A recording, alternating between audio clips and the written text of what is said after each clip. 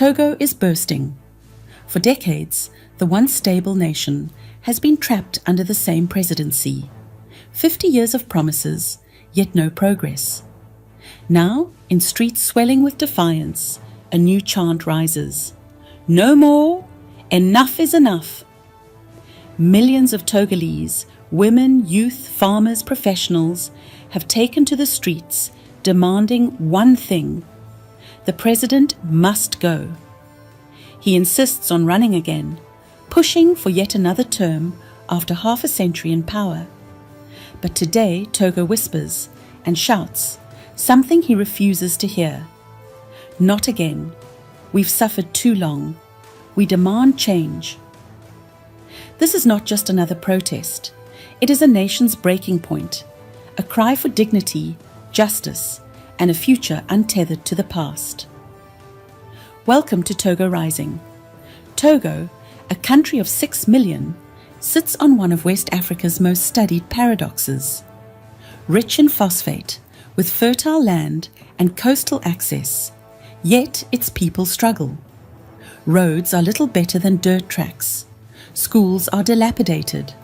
Hospitals lack basic medicine, and the promise of prosperity remains elusive. For 50 years, the same political dynasty has ruled. Power passed from father to son. Each election came cloaked in ritual, but stripped of meaning. Year after year, the cycle repeated. Promises of reform, promises of jobs, promises of progress, all broken.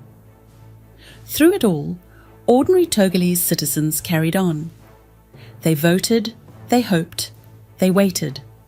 But in the background, wealth vanished upward, political elite entrenched deeper, and national institutions rotted. So when the president declared his intention to run again, despite 50 years of stagnation, it sparked an explosion. Enough was enough. In the months leading up to the declaration, a quiet resistance was already forming. Social media began to pulse with hashtags. At Togo Unite, #NoMore50, #Change for Togo. Young lawyers filed petitions.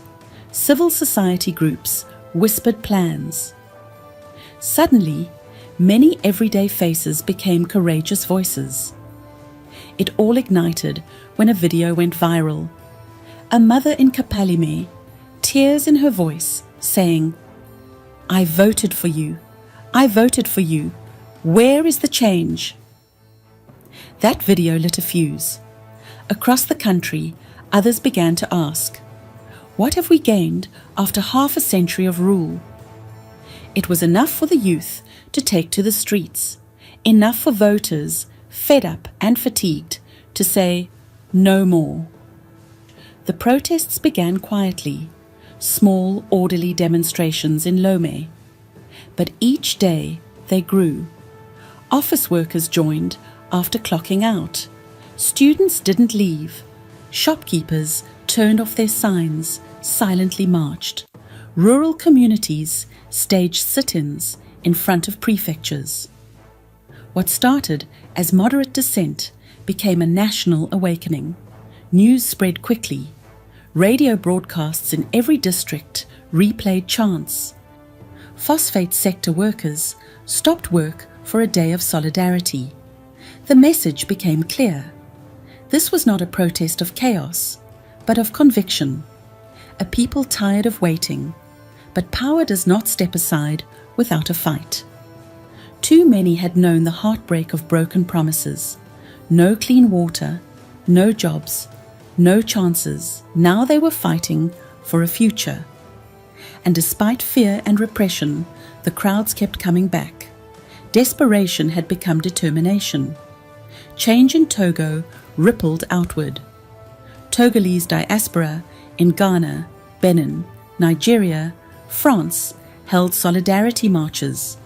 Traditional leaders in the north called for dialogue. Churches issued statements supporting the people's right to protest. Even a few regional leaders expressed concern, because everyone knows that if Togo falls, the dominoes may fall too.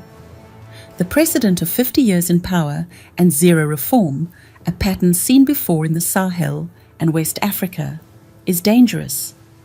If one nation stays silent, others may stay down. And so, the cry of no more became continental. In a defiant speech, the president claimed stability, yet no progress. He urged calm and warned of chaos. He declared a state of emergency, curfews, arrested key protest leaders, claiming they were foreign agents. He promised constitutional commissions, but refused to commit to stepping down. His words were broadcast, but they echoed hollow against 50 years of silence. The people continued chanting. Some analysts suggested he might delay the election or manipulate the outcome once again. But that only fueled the anger. They broke promises. Still, many say, they only know words, not action. Across Togo, the movement began organizing around the youth. The youth became the backbone of the wave. In a nation where 60% are under 30, that is no surprise. But it is a problem for those in power who counted on apathy. Because this movement did not slow. It gained speed. Energy morphed into resolve, resolve into optimism. The strikes began. Market vendors shut their stalls. Transportation unions halted buses and trucks. Factories slowed shipments, and the phosphate mines threatened to halt. Togo's economy, already fragile, was suspended. Without travel, without trade, the country stood still. Heavy costs, the government said. But Tam, a protester, replied, "Better a few days of discomfort than 50 years of emptiness." And so the pressure mounted, because power is fragile when the economy stops, but the people keep going. Diplomats began arriving, their statements carefully measured. The international community urged calm and dialogue. Western nations nudged for investigations. NGOs published reports on human rights violations. Pressure mounted. Some African leaders issued cautious support. Togo needs a new generation. Togo needs reform. Regional bodies considered sending a mediation team. While cameras flashed across Lomé, the government vowed it would not back down. And still, the people stayed. Then came the night of the March of 100,000. Tens of thousands gathered, the largest protest yet. Candles lit the streets. A wave of chants carried through the capital. Organizers announced it was peaceful. Music echoed. And suddenly, it felt like Togo paused, listened. They chanted, "Il est trop," it's too much. A young mother repeated, "I want a future for my daughter." A university student shouted, "We are not afraid." And in that moment, Togo was not just protesting. Togo was becoming. Then came the moment that matters. Protest leaders presented demands. End the state of emergency.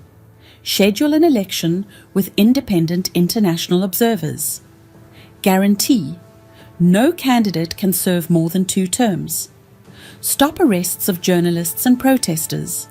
Enshrine youth inclusion in future governments. They marched not against a people, but for a nation. They offered peace. They offered negotiation. And this week, President has agreed to initial talks. This is not merely a protest. It is Togo's moment of reckoning. 50 years of pain, pent-up resentment, has given way to action. A young generation unwilling to wait. A nation refusing to be silent. A future no longer promised, but demanded. There are no guarantees. The road ahead is fraught. Old power may strike back. But today, the dream of a sovereign, accountable Togo stands taller. Because change does not come with treaties. It comes with conviction. Because real power doesn't reside in palaces. It resides in the will of the people. Whatever happens next, one thing is clear. Togo is no longer the same. it will never be the same. And for the thousands who marched, who bled, who stayed weary in the streets, today they have started something greater than themselves. This is Togo Rising,